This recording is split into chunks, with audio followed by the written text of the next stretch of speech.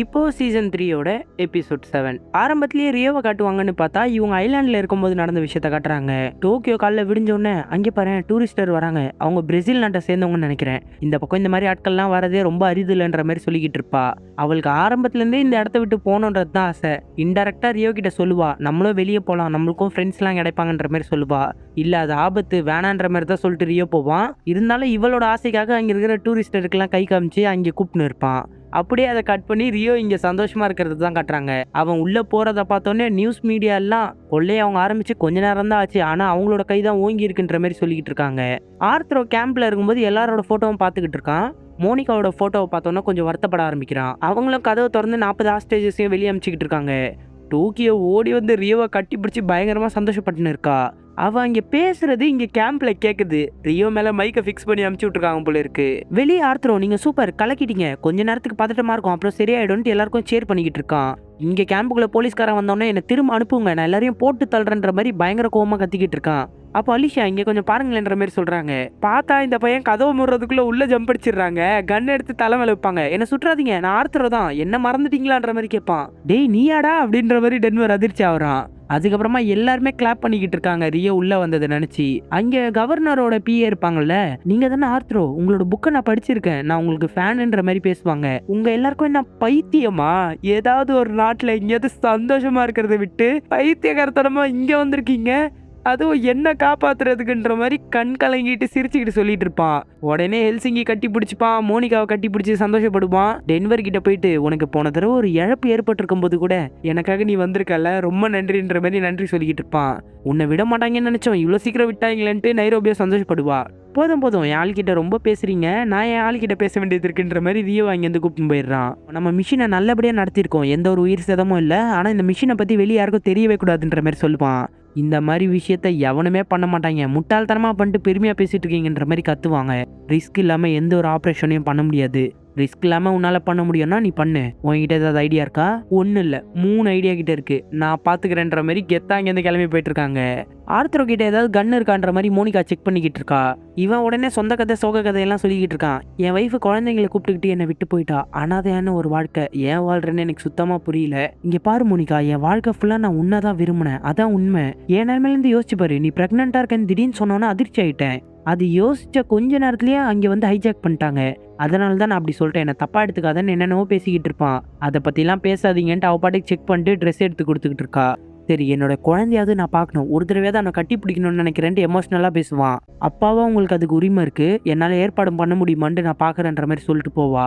உடனே சிரிச்சுக்கிட்டே கையை பிடிச்சிட்டு ஒரு சில விஷயம்லாம் எப்பவுமே மாறாதுன்ட்டு அந்த பொண்ணு கூட க்ளோஸாக இருக்க ட்ரை பண்ணுவான். அவளுக்கு சமக்கம் வரும், தள்ளி விட்டு கண்ணை வச்சுட்டு நீ என்னை தொட்டாலே அருவெறுப்பா இருக்கு, என்கிட்ட ஒழுங்கா தள்ளிடு இல்லைன்னா கொன்றுவன்ற மாதிரி மிரட்டுவா. சுடு முடிஞ்சா சுடு, நீ மட்டும் என்ன சுட்டுட்டேன்னா நீயும் டென்வரும் ஜெயிலில் தான் இருப்பீங்க, அதுக்கப்புறம் என்னோட புள்ள என் முகத்தை மட்டும் தான் பாப்பான்ற மாதிரி திமிரா பேசிக்கிட்டு இருப்பான். என் புள்ள பக்கத்துல நெருங்கணும்னு நினைச்சேன்னா உன்னை சும்மா விட மாட்டேன். ஹெல்சிங்கி இவனை நீ பாத்துக்கன்ற மாதிரி சொல்லிட்டு இங்கேருந்து போயிடுறா. அதுக்கப்புறமா இங்க போடுறாங்க பாருங்க அலிஷா பிளானு வேற மாதிரி.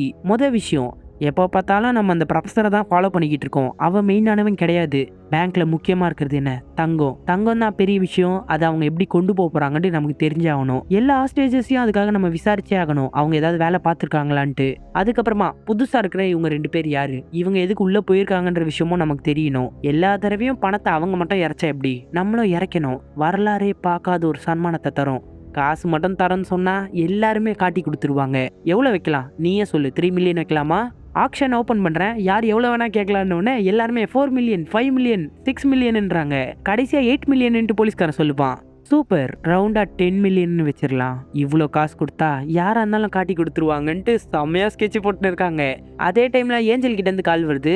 சார் நான் அவங்களை கிட்டத்தட்ட ட்ரேஸ் பண்ணிட்டேன், அவங்களோட ஒரு வண்டியை கண்டுபிடிச்சிருக்கேன், கராஜ் மாதிரி ஒரு இடமா இருக்குன்ற மாதிரி சொல்லுவான்.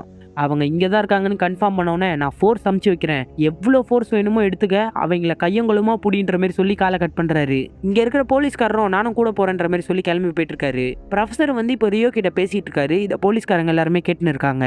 சொல்லு ரியோ, உன்னை எப்படிலாம் அவங்க டீல் பண்ணாங்கன்ற மாதிரி கேட்பாரு.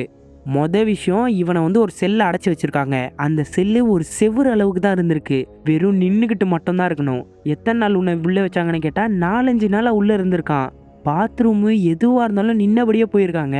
அவனை தூங்க விடக்கூடாதுன்ட்டு ஒரு நாளைக்கு 50 காஃபி கொடுத்துருக்காங்க. இதெல்லாம் அவன் சொல்லும்போது போலீஸ்காரங்களுக்கே மனசு ஒரு மாதிரி உடையுதுன்னா பாருங்களேன். நீ பயந்தியா?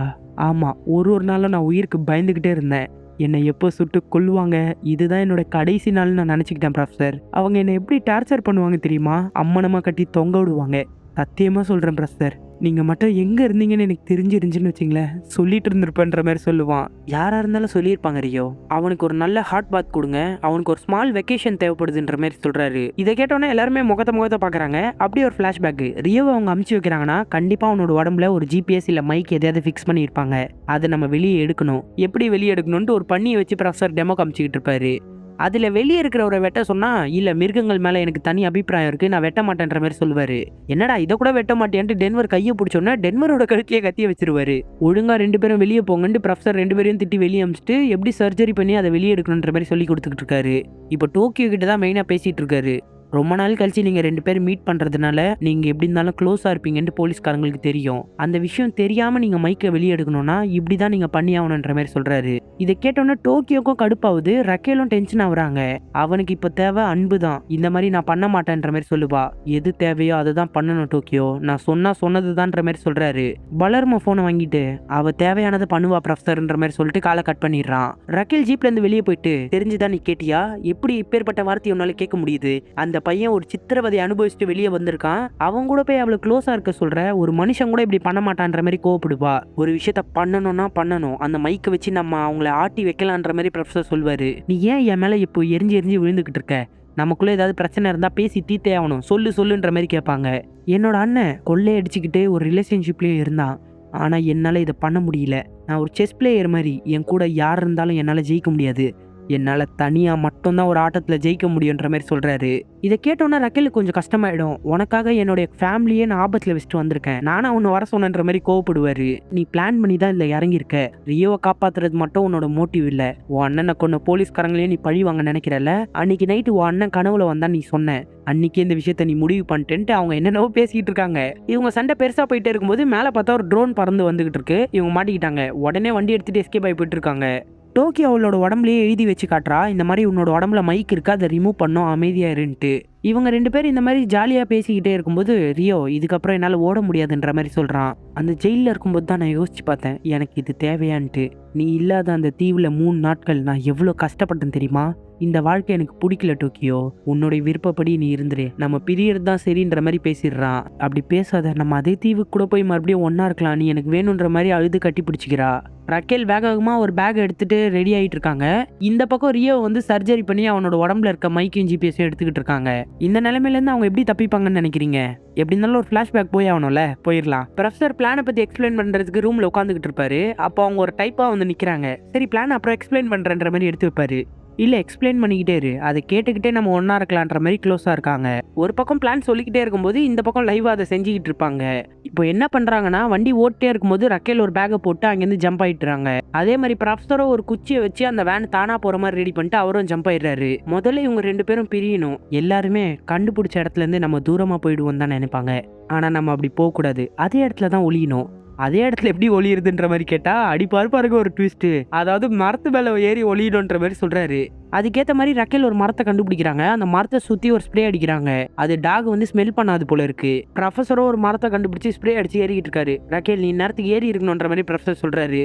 ஏறிக்கிட்டு தான் இருக்கு, ஆனால் ஒரு பிரச்சனை, அவங்களால ஏற முடியல, சறுக்கிட்டே கீழே வந்துட்டு இருக்காங்க. ரக்கேல் இருக்கிற இடத்த நோக்கி தான் நிறைய போலீஸ்காரங்க வேற வந்துகிட்டு இருக்காங்க. ப்ரொஃபஸர் கரெக்டா மேலே ஏறி போய் உட்காந்துட்டு, ரக்கேல் நீ ஒழுங்கா ஏறிட்டியான்ற மாதிரி கேட்குறாரு. இல்லை, என்னால் ஏற முடியல, நான் வேற இடத்த நோக்கி போயிட்டு இருக்கேன், இந்த இடத்துல ஒரு ஃபார்ம் ஹவுஸ் இருக்குன்ற மாதிரி சொல்றாங்க. ஐயோ, அந்த இடத்துல தான் முதல்ல வருவாங்க, ஏன் இங்கே போறன்ற மாதிரி கத்திக்கிட்டு இருக்காரு. அப்படியே நியூஸை காமிச்சா கவர்மெண்ட் அறிவிச்சா $10 மில்லியன் பற்றி பேசிட்டு இருக்காங்க. பகட்டோட ஃபோட்டோ காமிச்சு இவன் 65 டிகிரி செல்சியஸில் வேலை பார்க்கணும்னு சொல்லி நிறைய பேரை கூப்பிட்டு போயிருக்கான். அப்பேற்பட்ட செல்சியஸில் வேலை பார்க்கணும்னா அவங்க தங்கத்தை உருக்கிக்கிட்டு இருக்காங்க. எதுக்கு அவங்க உருக்குறாங்கன்ற மாதிரி அதிர்ச்சி ஆகுறாரு. வேற எதுக்கு? அவங்களுக்கு தேவையான வடிவத்துக்கு மாற்றி அதை இங்கேருந்து கொண்டு போகிறதுக்கு தான். அந்த தங்கத்தை அவங்க அங்கேருந்து கொண்டு போகக்கூடாது, 1 மில்லிகிராம் கூட இங்கேருந்து தப்பிக்க கூடாதுன்ற மாதிரி சொல்கிறாரு. விட்டு தள்ளுங்க, நான் பார்த்துக்கிறேன்ற மாதிரி பயங்கர வேகமாக இங்கேருந்து போயிட்டு இருக்காங்க. ஏஞ்சல் அந்த இடத்துக்கு வந்துட்டு இந்த எல்லா இடத்தையும் வலை வீசி தேடுங்க, ஒரு சின்ன வீடை கூட விடக்கூடாதுன்ற மாதிரி சொல்கிறாரு. எல்லா போலீஸ்காரங்களும் தேடிட்டு போகும்போது ஒரு மரத்தை க்ளோஸ்அப்பில் காட்டுறாங்க. வேற யாரு, நம்ம ப்ரொஃபஸர் தான் இங்கே புதருக்கு நடுவில் பயங்கரமாக ஒளிஞ்சிக்கிட்டு இருக்காரு. அப்படியே இந்த எபிசோடையும் முடிக்கிறாங்க. ப்ரொஃபசர் எப்படியோ சேஃப் தான், ஆனால் ரக்கேல் மட்டும் பிளானை ஃபாலோ பண்ணாமல் வேற இடத்துல ஒளிஞ்சிருக்காங்க. இந்த எபிசோடு எப்படி இருந்துச்சுன்றதை மறக்காம கமெண்ட் பண்ணிருங்க. இது வரைக்கும் நம்ம சேனலை சப்ஸ்கிரைப் பண்ண பார்த்தீங்கன்னா சப்ஸ்கிரைப் பண்ணிக்கோங்க. சோஷியல் மீடியாவில் நம்மளை ஃபாலோ பண்ணாதவங்க டிஸ்கிரிப்ஷனில் லிங்க் கொடுத்துருக்கேன், அதை யூஸ் பண்ணி ஃபாலோ பண்ணிக்கோங்க. தேங்க்யூ.